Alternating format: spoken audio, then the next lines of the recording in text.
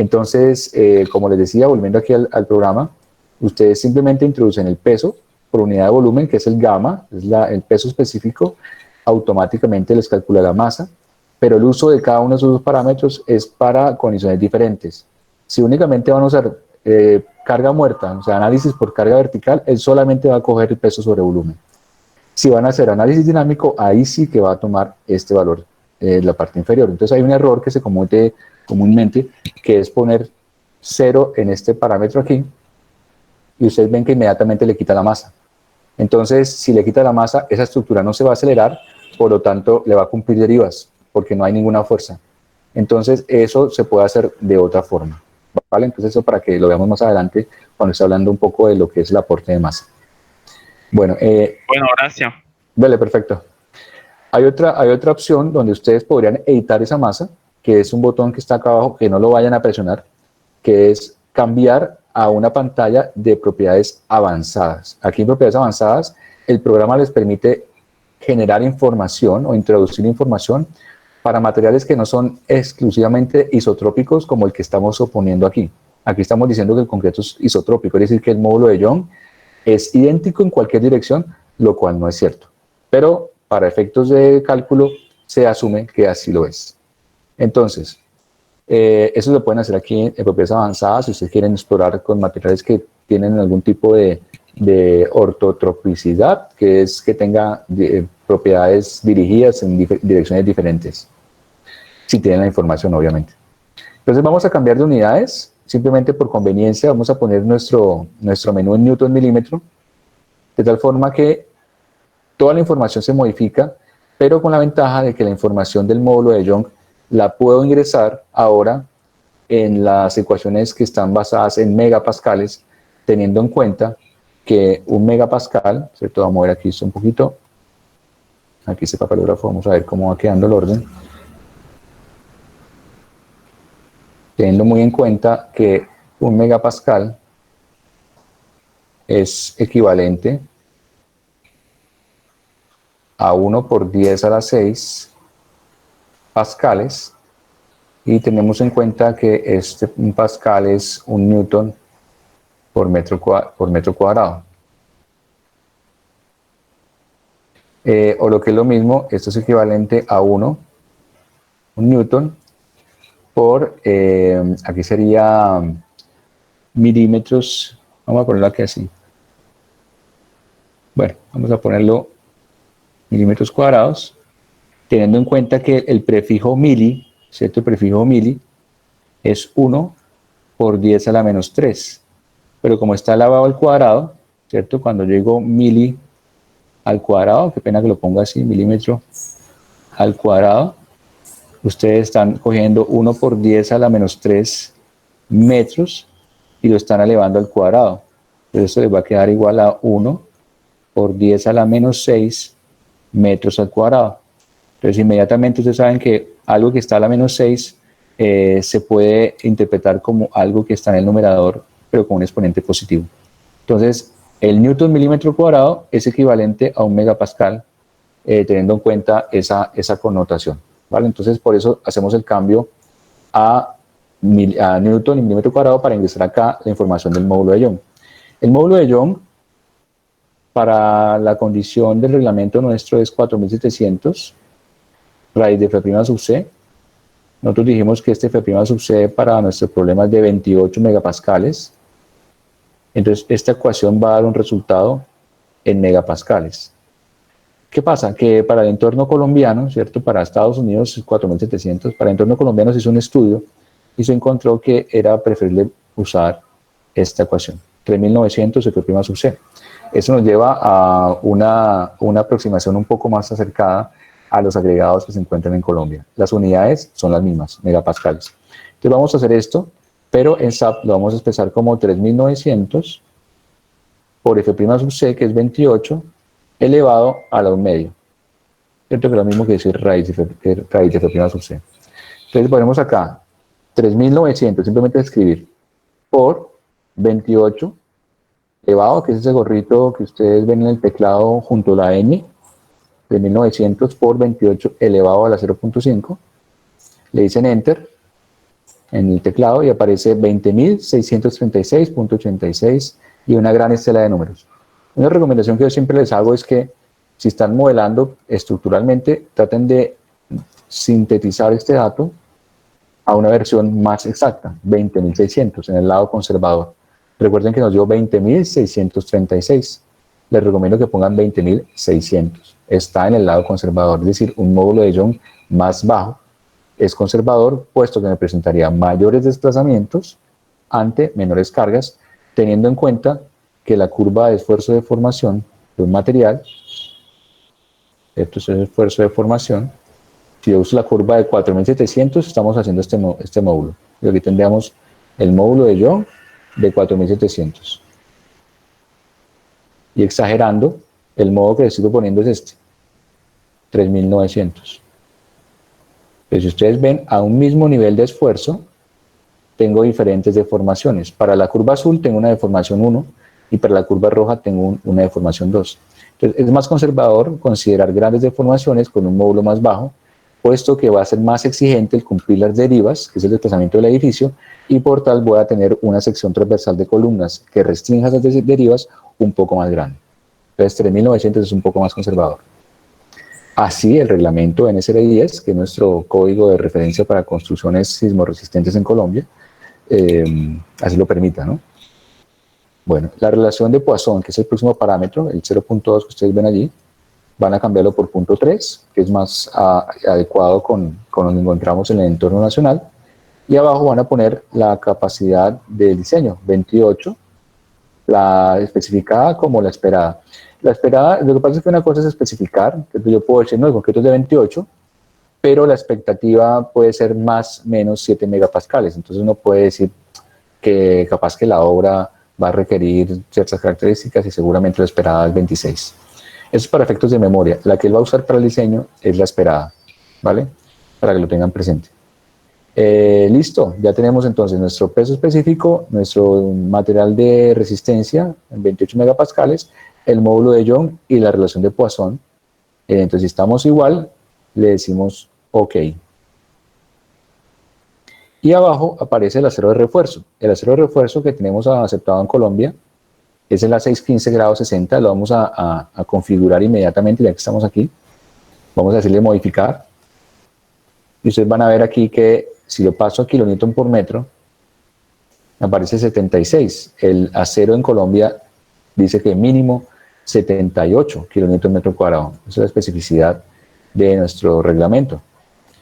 Si pasamos también las unidades a newton milímetro para modificar el módulo de Young, en Colombia el módulo de Young para el acero es 200.000.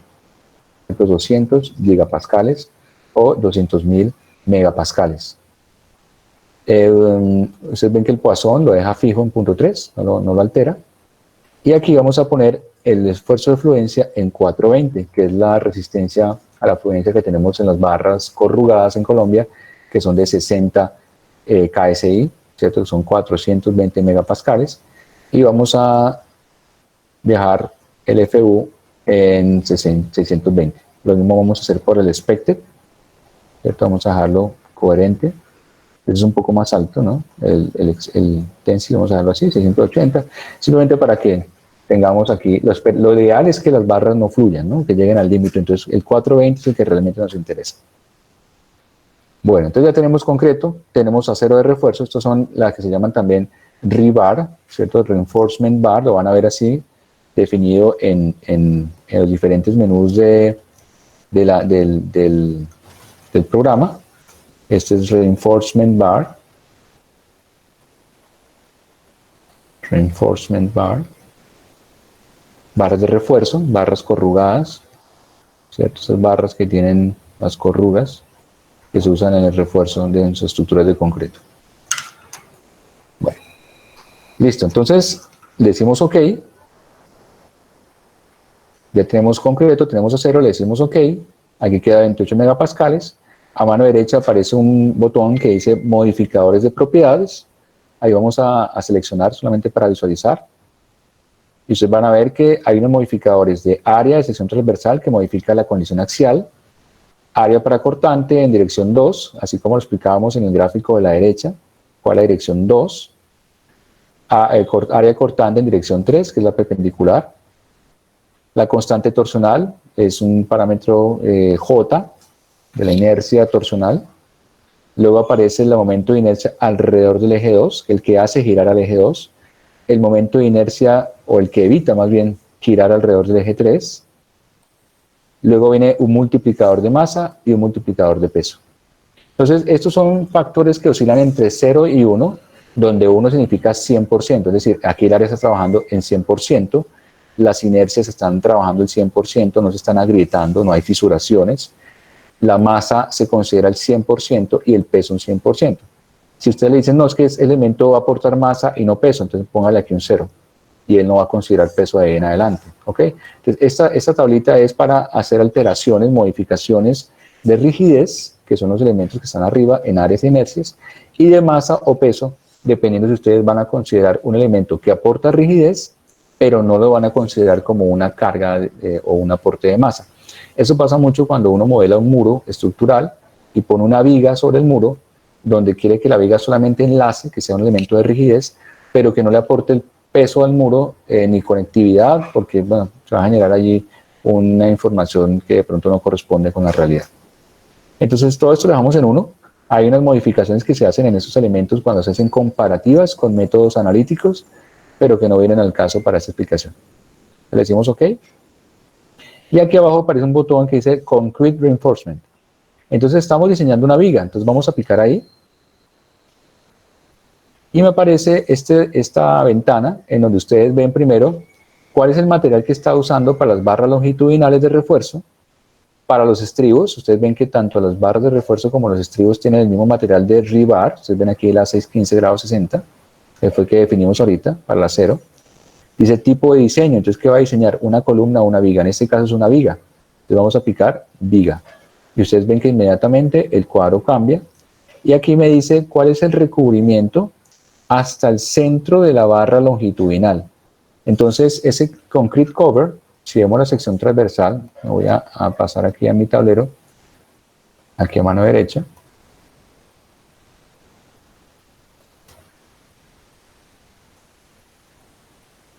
El marcador blanco. Entonces, cuando hablamos de concrete cover, para el tema de vigas, vamos a visualizar la viga.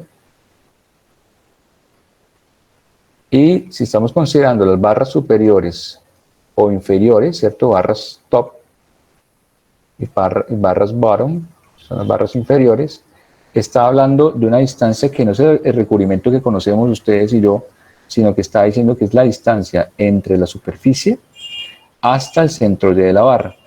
¿Qué es lo recomendado por el reglamento NSR 10? Que el recubrimiento como tal, o sea, el real, sean 40 milímetros.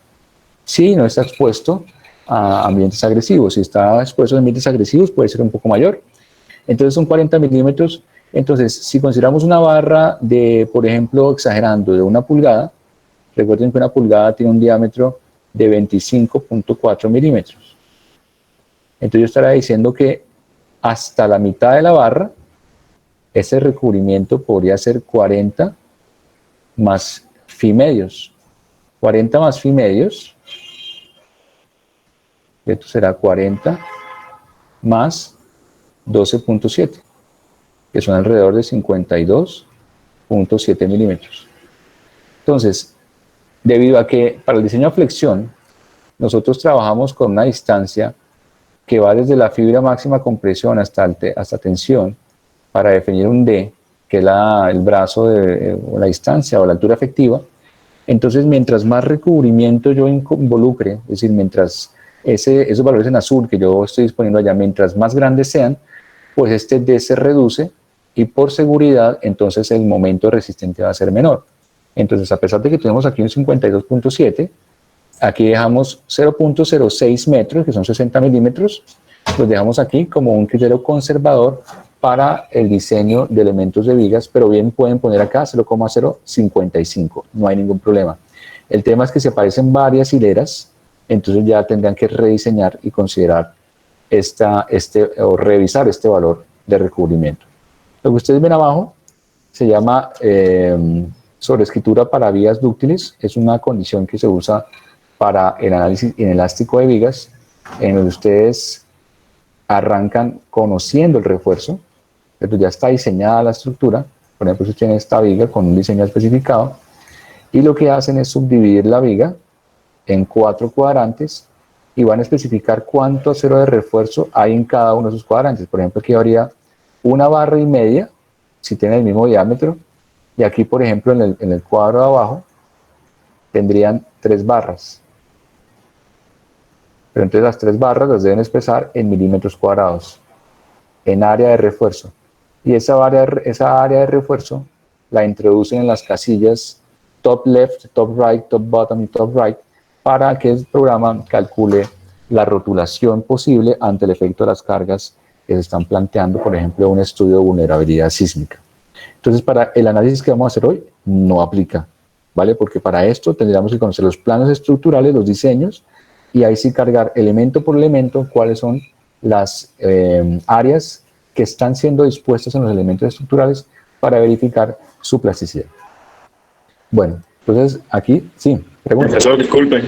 Claro, cuéntame. ¿Podría repetir la D en rojo? La que está en la... ¿Qué vendría siendo? Si la D es algo que se llama la altura efectiva.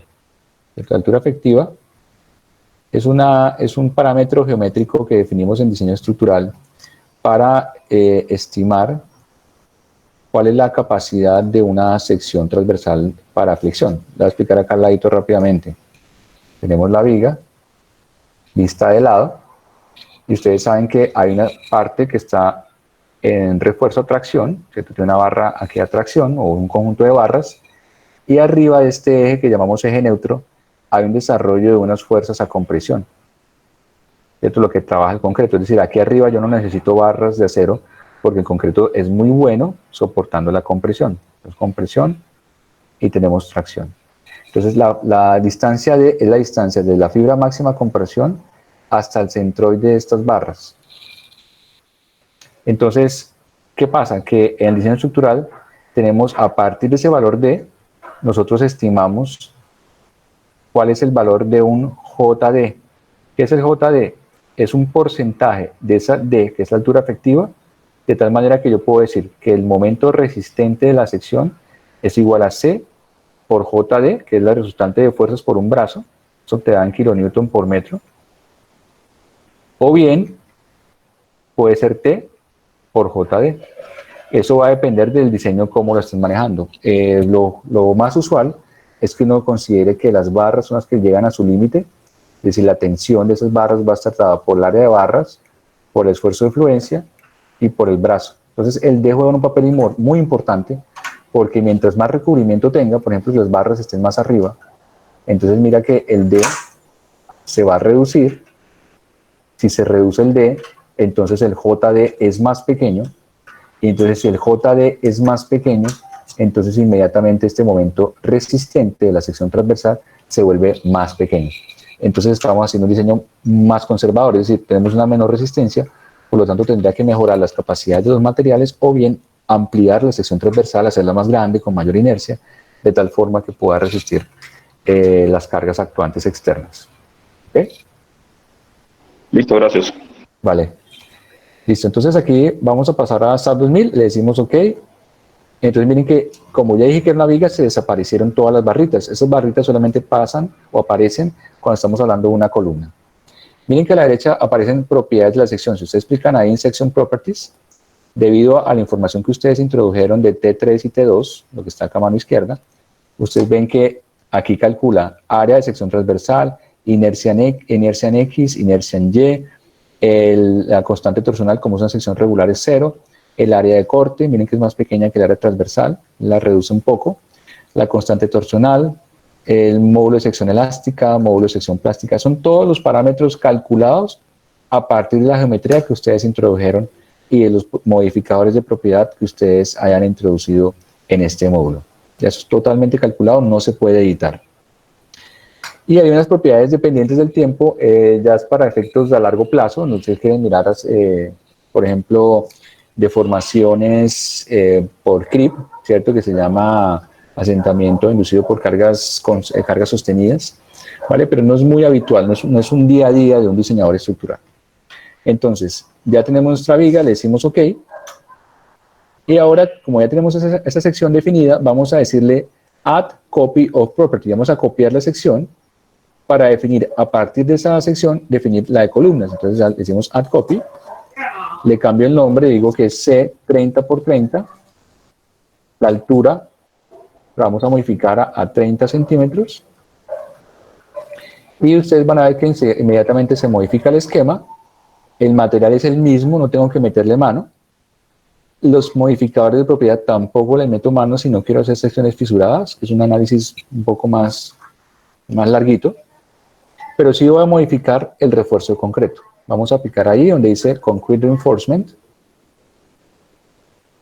y vamos ahora sí decirle que me diseñe la columna como columna.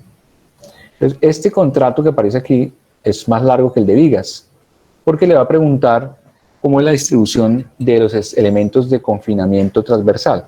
Aquí le pregunta si la configuración son estribos rectangulares o circulares, y si son unos u otros. Si es circular, por ejemplo, le pregunta si son estribos o flejes individuales o si es una espiral continua. Para el caso de rectangular, le da solamente la opción de estribos. Para los que de pronto no están muy familiarizados con eso, ¿cierto? Voy a hacerles un dibujito aquí abajo. Las columnas tienen su refuerzo longitudinal, ¿cierto? Por lo general tienen esas barras, son simétricas, y pues obviamente se desarrollan dentro del elemento estructural, ¿no? No las dibujo para no saturar mucho el esquema, pero están dentro. Y tienen unos elementos que son los estribos. Estos son estos elementos que tienen un ganchito, que si llego a la sección transversal de la columna vista desde arriba, las barras azules se van a ver de este modo, y los estribos se van a ver como un elemento que tiene un recubrimiento, ¿cierto? Aquí me quedó pegado aquí, pero no debería ser así. Tiene un gancho, eso se va a ver desarmado como algo como esto. De tal manera que yo luego lo armo y queda así, ¿cierto? Lo armo, queda un ganchito y aquí se pone un amarre. Entonces, eso se llaman los estribos. Si es una columna circular, ustedes pueden tener elementos de estribos. Lo voy a poner aquí en el mismo esquema. Pueden tener estribos en espiral o pueden tener estribos individuales. Para el uno o el otro van a tener diferentes especificaciones de espaciamiento de estos estribos por norma y un número mínimo de barras que deben estar introducidas o considerando esos estribos, que por lo general son 8 barras. Entonces, al caso nuestro, que es una columna rectangular con estribos, aquí les dice las barras longitudinales, el recuadro azul, le dice cuál es cuál es el recubrimiento libre a las barras de confinamiento. Eso que le está pidiendo ahí es la distancia, ya no al centroide de la barra, sino le está diciendo cuál es la distancia al borde del estribo, y el estribo está por fuera, y aquí por reglamento son 40 milímetros. El estribo es el que es más delgadito, más susceptible, que ustedes lo ven acá, ya definido, 0.04. Luego le dice número de barras longitudinales a lo largo de la cara de dirección 3. Estos parámetros que están aquí solamente se introducen si ustedes ya tienen información del diseño, que no es el caso, ¿vale? Pero para explicarles aquí más o menos en qué consiste eso, ustedes tienen que mirar el diseño estructural que les aporten, si es que ya está y usted está revisando y ya solamente hace una revisión. Por ejemplo, ese que está introducido ahí en las casillas de SAP 2000 es este esquema. Recuerden que tenemos aquí el 2, el eje 2, y aquí el eje 3 y el 1 saliendo. Entonces le está diciendo, tiene número de barras longitudinales a lo largo de la cara 3 dir. Entonces tengo 1, 2 y 3 en esa cara. Esta es la cara 3 dir. Y en la cara 2 tengo 1, 2 y 3. Entonces, lo que está diciendo es que le está preguntando cuántas barras tienen cada dirección y cuál es el diámetro de barra, y tiene que ser una barra promedio o la moda. Entonces, aquí estamos diciendo que todas estas barras, aquí serían 8 barras de diámetro 9 pulgadas, entonces 1/4. Entonces, Ese es el tema, que le obliga a que usted tenga que unificar a una sola tipología de barras. Si usted tiene varios tipos de barras, por ejemplo, barras de una pulgada en algunos casos, que es número 8, y tiene otros que son número 6, tiene que recalcular su refuerzo de tal manera que pueda disponer un número de barras simétrico en la sección transversal con un solo tipo de diámetro, ¿vale? Es un diámetro equivalente con unas áreas de refuerzo equivalentes en ambas direcciones. Lo que aparece abajo son barras de confinamiento, los estribos. Aquí les pregunta el tamaño del estribo, depende. Yo por lo general trabajo con estribo número 3. Me dice cuál es el espaciamiento de las barras de confinamiento, los estribos. Eso se refiere a esta distancia que les decía aquí, la separación entre estribos, realmente es entre línea y línea de estribos. Esto tendría que modificar este dibujo acá para entender qué es la distancia que hay entre ejes o líneas de estribos. ¿Cierto? Que tendrás esta separación. En este caso está diciendo que son 15 centímetros. Y le está diciendo cuántos son los estribos de confinamiento o número de las barras en cada dirección. Y eso va a depender. Para el caso nuestro serían 2 y 2 si yo tuviera el diseño. ¿Por qué 2 y 2? Porque tengo las barras de confinamiento, sería un solo estribo. Entonces tengo en la cara 3, tengo 1 y 2 barras, y en la cara 2 tengo 1 y 2 barras. Son áreas que se van a cizallar si tengo cortantes hacia esta dirección o cortantes hacia esta dirección. O sea, ¿cuántas barras se van a encontrar en el camino? Esas dos.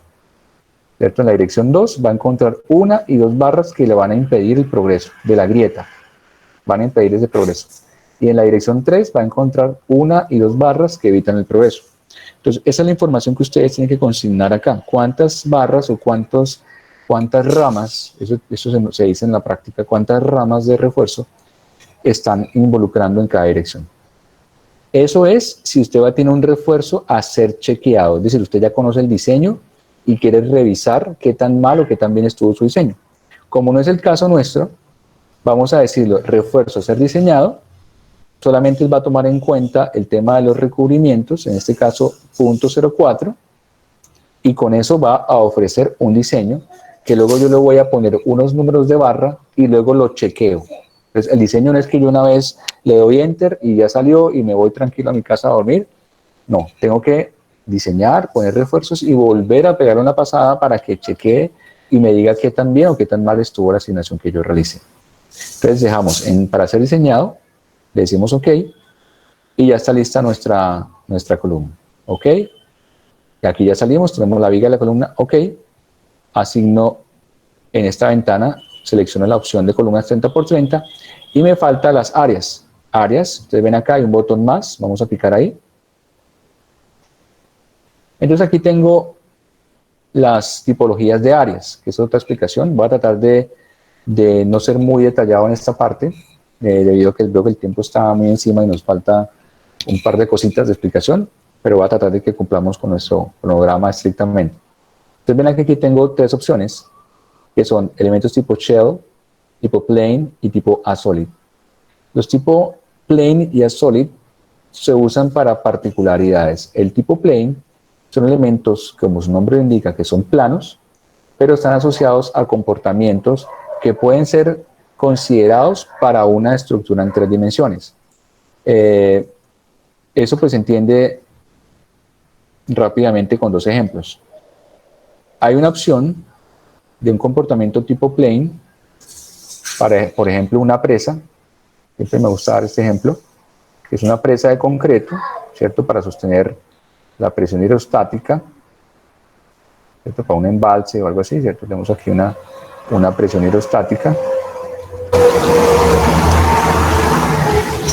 Entonces, bien yo podría analizar toda esta presa como un gran modelo estructural, pero bien yo puedo sacar una tajadita, ¿cierto? Yo saco una tajada de ese modelo y analizo la presa como un problema plano, en donde yo tengo aquí un modelo que tenga una carga hidrostática, coloco sus condiciones de frontera, en este caso una cimentación, y pues puedo evaluar cuáles son los esfuerzos internos en este plano.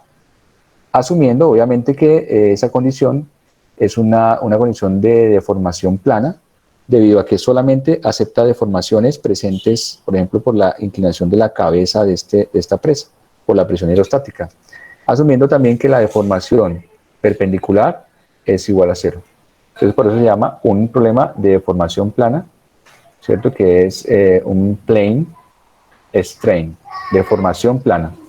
Y hay otra condición para ese mismo elemento tipo plane, que es el plane stress, que es una suposición en donde se considera un elemento que tiene un espesor tan bajo, que se omite el esfuerzo en esa dirección. Entonces tengo aquí el esfuerzo y ese esfuerzo tiende a cero, o sea, lo anula. Entonces, pues este tipo de esfuerzos, pues tengo unas cargas, por ejemplo, en el plane stress, y se van a generar unas deformaciones en la dirección del esfuerzo que no trabaja. Se presentan deformaciones ante esas cargas, pero yo estoy dando por descontado el esfuerzo en esa dirección. Son condiciones muy particulares, solamente es para simplificar modelos tridimensionales, llevarlos a unas abstracciones planas. Entonces, como les digo, es usado ya para temas de investigación o para casos muy particulares. Ese es el plane strain, para el caso plane. Entonces, después van a plane, le dicen a new section y pueden escoger entre plane strain o plane stress. El A-solid es un elemento que, como su nombre lo indica, es un axi symmetric. Aquí me faltó una M. Solid. Es un sólido asisimétrico en el sentido en que ustedes, por ejemplo, quieren hacer un análisis de un cilindro de concreto, por ejemplo, un cilindro de concreto, que en estado sólido es así, que es un cilindro que sea así, que es hueco. Pero entonces usted lo que puede decir es más bien hacer análisis de un elemento plano y lo pone a rotar alrededor de un eje, donde aquí el R es igual a 0, y aquí el R, por ejemplo, es 7.5 centímetros, e internamente el programa va a entender que este elemento plano va a girar y le va a generar, para cálculos numéricos, le va a dar la respuesta de un elemento tridimensional. Pero ustedes bien saben que es un elemento plano y está trabajando exclusivamente en la condición plana, pero le extrapola el análisis. Se usa para elementos cilíndricos, para estructuras de pavimento, para geotecnia. Vale, pero como estamos en estructuras en edificios, entonces pues eso no lo vamos a usar. Vamos a usar la tercera opción, bueno, realmente la primera, que es shell. El elemento tipo shell es un elemento que lo voy a poner aquí al frente de estos tres. Esto me perdonan aquí un tanto el desorden. Los que me conocen saben que no soy así, pero por el tema de tratar de seguir una secuencia. El elemento tipo shell es un elemento que es plano, tiene un espesor, y entre las definiciones de comportamiento de ese elemento va a considerar cargas perpendiculares a su plano y también va a considerar cargas paralelas al plano de trabajo. Entonces, de ese elemento tipo shell se van a ver simplificaciones, ¿cierto? Una de ellas es un shell tipo membrane, un elemento tipo membrana, es un shell que tiene un espesor tan bajo, que solamente va a reportar información de esfuerzos en el plano, ¿cierto? Solamente en el plano, no va a reportar deformaciones transversales, esfuerzos transversales. Y hay otro que se llama tipo plate, que es un elemento shell también, pero es una subdivisión, donde solamente considera lo vertical.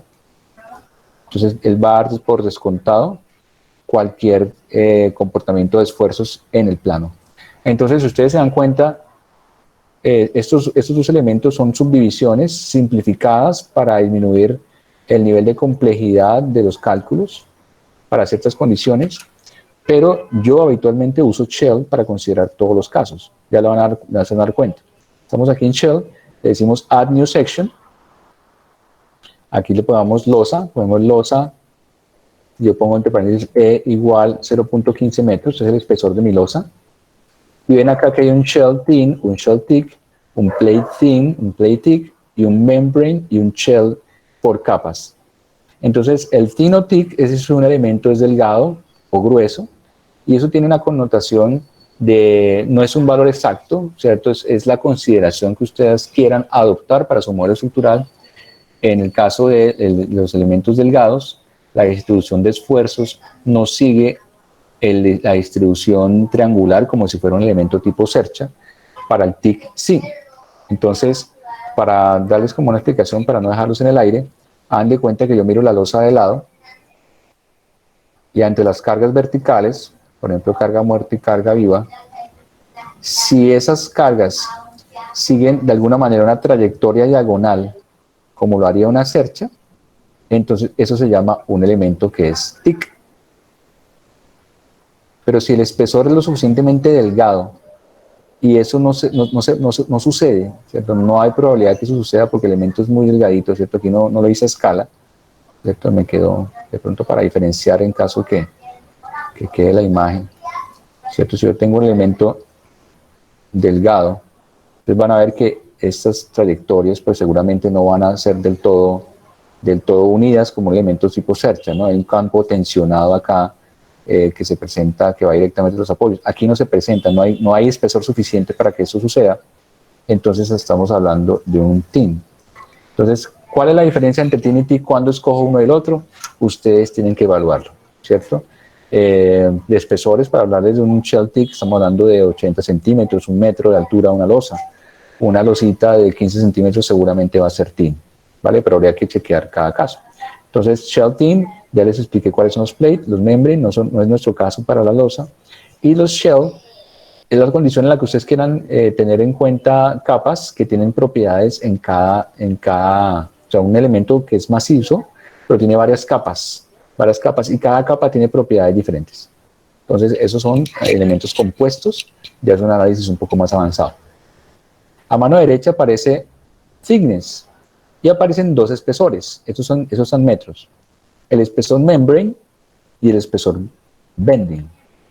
El espesor membrane, así como ustedes me preguntaban acá, lo del tema de la densidad y el peso específico, ¿cierto? Estos que están acá. El espesor membrane, el primerito, es el que usa el peso específico, es decir, él va a coger el punto 15 de la losa y lo multiplica por ese peso específico, saca una carga en kilonewton metro cuadrado aplicada sobre la losa y me da el peso propio de la losa.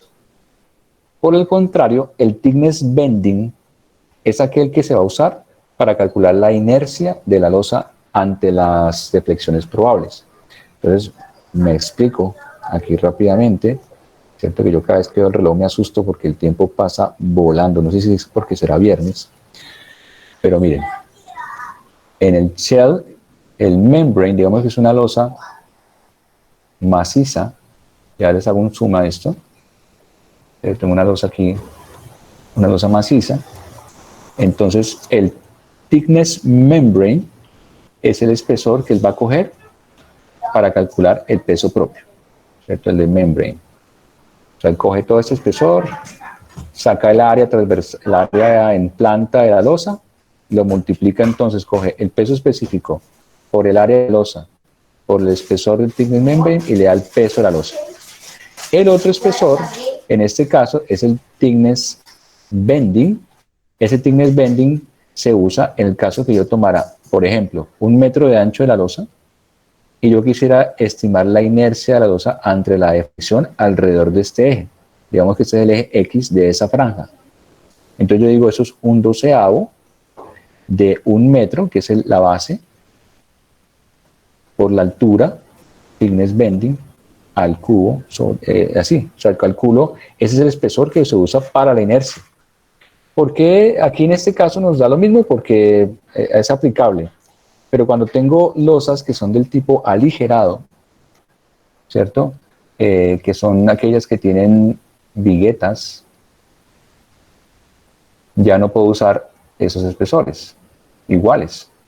Aquí hay otras connotaciones. Entonces tengo las viguetas, la losa con viguetas. Entonces, ¿qué pasa? En el thickness membrane yo no puedo usar este espesor, porque eso es solamente una parte de la losa. Yo lo que tengo que hacer es tomar un cálculo del peso total de esa losa, el peso total de todo ese recuadro a tomar la longitud en una dirección, longitud en la otra dirección, mirar cuánto pesan las viguetas, estimar los pesos, totalizar, y luego lo divido entre el área y lo comparo con el gamma, y entonces obtengo un espesor equivalente para esa condición, ¿cierto? Recuerden que el gamma es peso sobre volumen, que es lo mismo peso sobre área por espesor. Entonces, si tengo el gamma, si tengo el peso, si tengo el área de superficie, pues despejo el T, es ese T equivalente. Y lo mismo voy a tener que hacer para el tema de la inercia.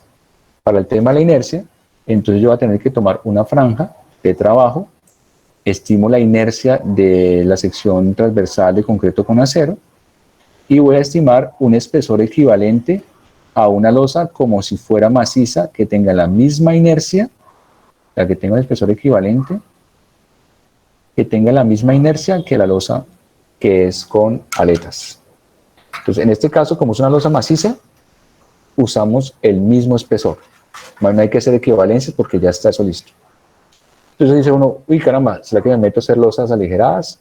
Vale, sí, no hay problema. El tema es que si quiere usted modelar las viguetas o si quiere modelar el sistema de losa, lo que se acostumbra cuando uno tiene viguetas es de una vez, para evitarse todos estos cálculos de espesores, equivalentes y todo lo demás, lo que ustedes hacen es considerar la cuadrícula de la losa, es decir, aquí ustedes no dibujan la losa, sino que dibujan aquí el sistema de vigas alrededor de la losa, ¿cierto? Por ejemplo, ese sistema en 3D, y ustedes lo que hacen es buscar cuál sería el sistema de cargas y lo aplican sobre el sistema estructural y se olvidan de la losa.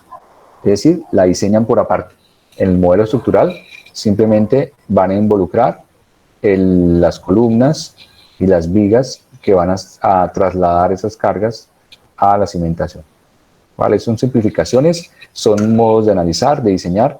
Cada analista pues tiene sus criterios para considerar una forma u otra.